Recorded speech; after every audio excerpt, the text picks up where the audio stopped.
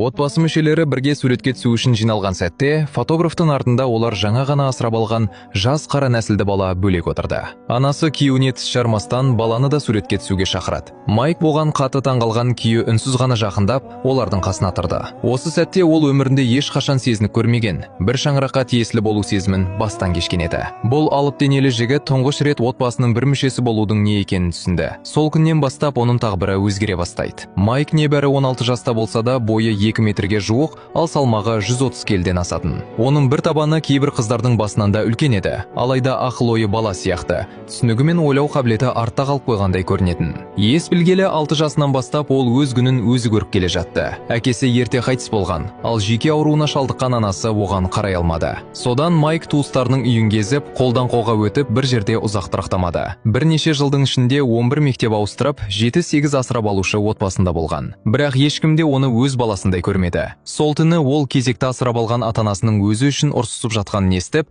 әдеттегідей бұның немен аяқталатынын жақсы түсінді. Кететін уақыт келген еді.